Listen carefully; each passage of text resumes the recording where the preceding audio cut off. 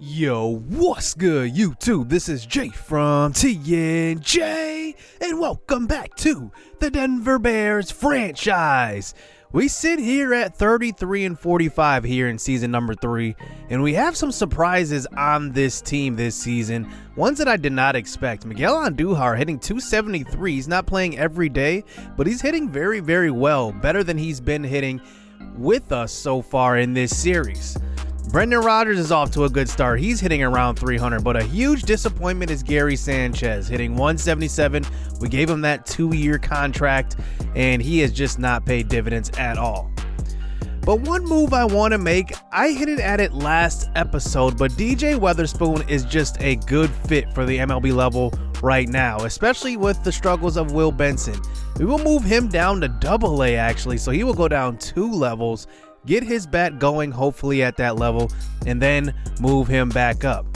But DJ Weatherspoon will get moved up. He was our competitive balance round A draft pick just last year, so he played about 100 at bats at the AA level, and now he's getting moved up right away. Well, he has a tough task in his first game here at the MLB level, and that's versus the San Diego Padres, who have been the second best team in this division so far, and I could argue that they're now the third best team with how good Arizona is now. They have been revamping their team, made a big move for Freddie Freeman after season 1's offseason, and now they are in the driver's seat in the NL West in second place. But let's see what Weatherspoon's got. In his debut, he went 0 for 4, not a great outing. We went and changed his stance a little bit, and now he's ready to go versus the St. Louis Cardinals on the road. Here he is with his first at-bat of the game, hitting in that 4 spot, and he hits a deep fly ball with men on first and third, and that one will be his first career RBI sacrifice fly as Brendan Rodgers comes in to score. Rodgers is going to score a lot of runs this year.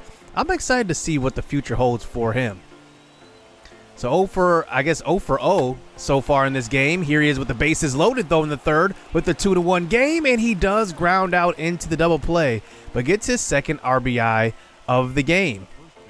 So at least he's making contact so far. I'm sure the bat will start to come around soon. Here now 5-4 in the 8th inning. He is 0 for 2 up to this point in his 4th at bat. He gets a hanger and goes with it to right field. That one will be his first career hit at the MLB level, moving Charlie Blackmon over to second. I'm excited about Weatherspoon. He's a smaller guy. He's about 5'7" or 8 or 9, one of those 3. It depends on if he's wearing cleats or not. But he comes through with a couple of RBIs and gets his first career hit. I'm excited to see what he can do. He had a pretty good, excellent AA season so far. I guess it wasn't even halfway through the season, but still, he was doing tremendous. And now we move on to the second game here in this series. Let's see what Weatherspoon can do. Hitting 143, a little slow start, but here he gets a low pitch in the dirt. This one will be taken, as now that brings it to a 2-1 count now, ahead in the count. He's got probably a hitter's pitch right here. Pitch out on the way, over the middle, and he goes to right field. That one's going to be a hit.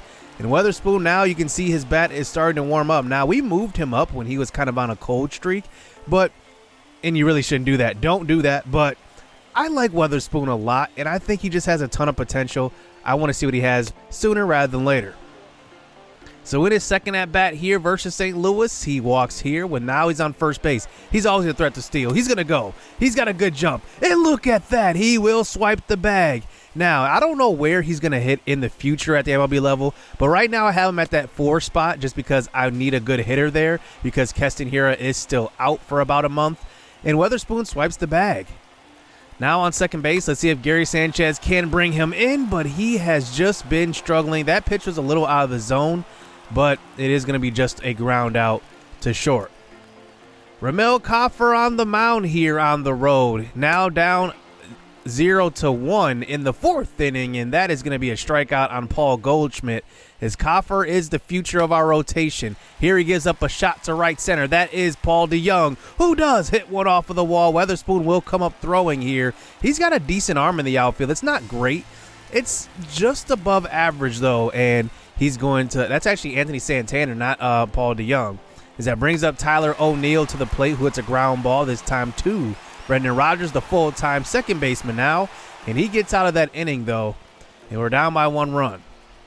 Here is Rogers hitting around 300 this year. Here's a hard ground ball to the right side, picked up by Goldschmidt, and that will be the second out of the inning. As that brings up Garrett Hampson. He is actually leading our team in average this year, hitting over 300. He gets one right over the middle and drives it deep to left center. That one will score 1. It ties this game up. Tyler O'Neill fields this one off of the wall, and that one will be a triple for Garrett Hampson. It's now 1-1 here in the 5th inning. Can Blackman come through here? He is 1 for 2 in this game, right over the middle. And look at where the reticle was as well. He just missed that one. It's just a fly ball out to center field.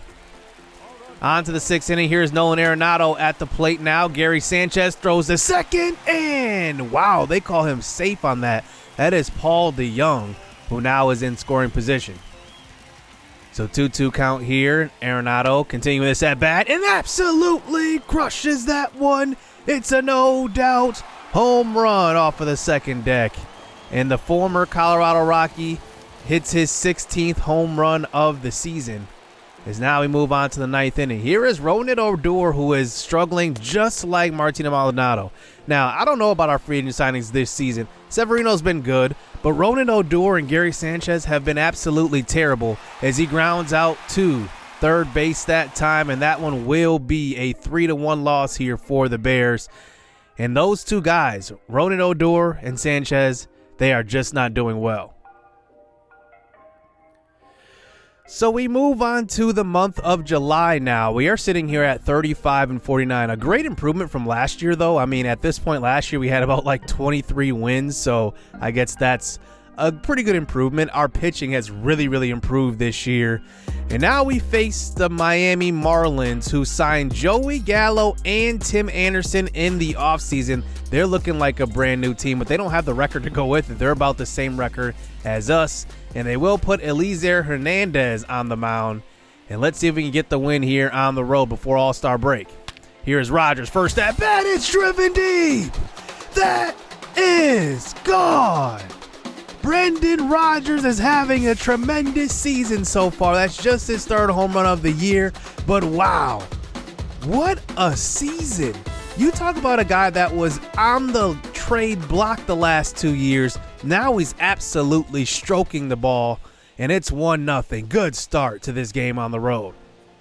Here is Blackman at the plate. He goes to left field. I always love to swing at those outside pitches with Charlie Blackman because I know they had that hard shift on, and it's just an easy double, easy single every single time. His 12th double of the season. We got to figure out what we're going to do with Blackman in the offseason. I mean, he's going to be on the last year of his $18 million deal, and he's going to be old, but he still can hit. Here is Weatherspoon at the plate. He goes to right center. That one will score 1. Let's see what he does. Will he go to third on this one? He will. He's rounding second, headed to third. He's got 84 speed. He's in there. How about the start to this game? We haven't seen this all season long. Our offense has been stagnant, and our pitching has really carried us so far. As that brings up Josh Fuentes to the plate, and he just lines out to first, and that one will be the second out of the inning. Martin Maldonado, who's playing in the place of Gary Sanchez, they are both actually struggling this year, but Martin strikes out on the high fastball, and we get 2 runs in the 1st inning. Luis Severino on the mound for the Denver Bears as he faces this pretty tough Miami Marlins lineup now, and that's Tim Anderson at the plate. Oh, and what a bad call on that one. Not sure he went around. He barely even check swung. I'm not even sure why that was even sent down. Look at that. I mean, his bat didn't even move. So that brings up Joey Gallo to the plate now with 2 outs, hitting in the 4th spot. Only hitting 178 this year. Remember, he signed a huge deal with them. I believe it was like $170 million. And now he's on first base. Brian Anderson at the plate, hitting 260 on the year, up the middle. It's stopped by Iglesias and knocked down, but it will be a single. As now there's bases loaded with James Lawson, one of our subscriber prospects who was the #1 prospect in baseball for the longest time. He is now at the MLB level, and he will fly out to center field. Hampson camps under that one. No damage done in that inning. So we move on to the top of the 3rd inning now. It is just a 2-1 game. Here is Blackman at the plate, and he will walk. So that brings up Weatherspoon, who is 1 for 1, and I think his bat is now starting to heat up. 2-2 count here, no outs. Men on first and second. He gets a pitch to hit right up the middle, and he hits it hard, but look at that Ole. But a bad throw. And now a run will come in to score. Maybe a lucky snag by Eliezer Hernandez, but he had it in his glove but could not make the throw. And now it's 3-1. Josh Fuentes at the plate now. No outs here in this third inning. Here's a fly ball to right field. It looks like we will try to tag this one, and that's Gallo in right. And look at the gun. Charlie Blackmon had no shot on that throw. I guess I forgot there was Joey Gallo out there. He's one of the best defensive guys in this game. So that's going to bring up Martin Maldonado with 2 outs, and he does come through with the hit to the left side. And Maldonado subbing in for at least, filling in on the day off of Gary Sanchez, and he's coming through.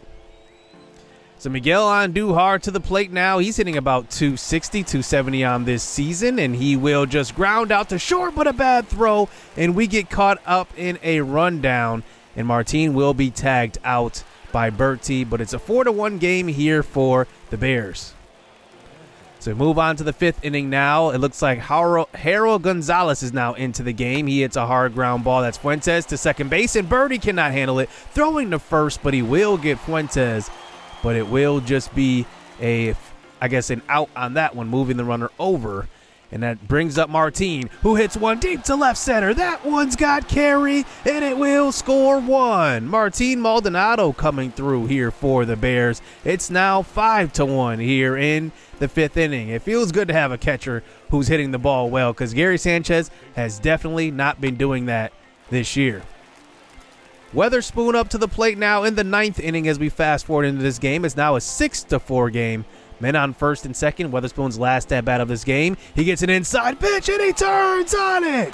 That one is gone. DJ Weatherspoon with his first career home run, a 3-run blast. And Weatherspoon opens up the floodgates in this one, 9-4. And how about the little man with a lot of power? I mean, the guy can straight up hit, and this is the potential that I talk about with him. He is a pretty good fielder. He can also hit. I think he's got a spot in the future of this outfield, and I am excited for his MLB career. It's going to be a whole lot of fun. As we do get out of this game, that is going to be another win here for the Bears, and 9-4 victory. I mean, we're not used to scoring this many runs. It feels good, to be honest with you. DJ Weatherspoon has definitely given us a spark, and I'm very, very happy about that. 2 for 5 in this game. He had a triple and a home run. But coming out of that game, we find out that Maldonado will be hurt for 1 to 2 months. That absolutely sucks, because now we really have to make a move for a catcher. We don't have any backup catcher right now. Gary Sanchez is struggling. I brought up Chris Stewart last episode, and he's actually been moved up to the major league level. So I'm going to have to make a move for him probably pretty soon. I'm thinking next episode. And a lot of you guys said I should go after CJ Abrams, and I kind of agree there. And I think we just need a future at shortstop. Ryan Rocchio is still developing, and it doesn't look like he's doing too well at the AAA level. He's hitting below 200, actually. I might move him down to AA now, and it just seems like he's just not going right now, so we're going to have to go another direction. Now, our pitching staff is actually 10th in the MLB in ERA. How about that improvement from last season? John Gray, Marquez, and Severino are pitching excellent. DJ Weatherspoon, in the short time he's been at the majors, he's got 4 hits off of 16 at-bats. Doing pretty good. I want to see that on-base percentage come up a little bit, but I'm pretty sure it will. I'm not worried at all about that.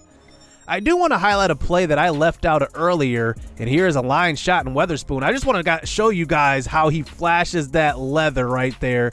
Diving catch. I just think he's going to be an excellent player for us, and I think that he's going to be one of those guys going to be the cornerstone, one of the cornerstone pieces of our outfield. Even when he gets that potential up, I think his performance can increase that potential. We'll have to see. I think he's kind of taken out of the race for minor leaguer of the year, obviously, since we already moved him up. But I guess if he gets moved back down, I hope that doesn't happen, because that means he's doing bad. Then he might get it. But our pitching staff is doing excellent. How about Derek Rodriguez? He is doing amazing this year. 119 whip. I did not see that coming. I moved him from the bullpen into the starting rotation. I had Mike Leake there, but I swapped those two, and now Rodriguez is doing excellent. Nick Goody is actually doing one of the best on the team. 3.20 ERA, and you know, he only gets in for 1 inning at a time, maybe 2. He's got 1 blown save out of 13 opportunities. That's excellent to me because remember, we've had some bad bad closers, I should say, in our organization as far as the first 2 seasons. It feels good to have a guy that can really come in and shut the opposing team down. The daily Muhammad Willingham check-in looks like this. He's got 20 strikeouts to 19 walks. I mean, that's really good. If you look at it, 158 at-bats. That strikeout ratio was very, very low. I value that quite a bit. He's hitting about 285. He's not going to be moved up this year, but he obviously is looking like the star of the future of this team. So we're going to head into All-Star break next episode. We probably will make 1 or 2 trades, and I definitely want to get that catcher. I want to see what it's going to take. I'm going to be realistic with the trades as well, so always remember that. I'm always realistic. I'm never going to try to take advantage of the CPU. And we're having a lot of fun here in Season 3. I like the growth that I see from this team. And now, what do you guys think of DJ Weatherspoon? Hit subscribe. Hit that like button. Thanks for tuning in, guys. Stay tuned. Let's get it. Let's go. I like getting money, I got time to get it. Target on me, so my car's a tenant. Dancing with the devil, I don't bargain with it. Bobbing in the dash, and the stick is with it. And I hit the 4-5 on the west side. But I'm from the east side, this how we slide. This how we ride, yeah, this how we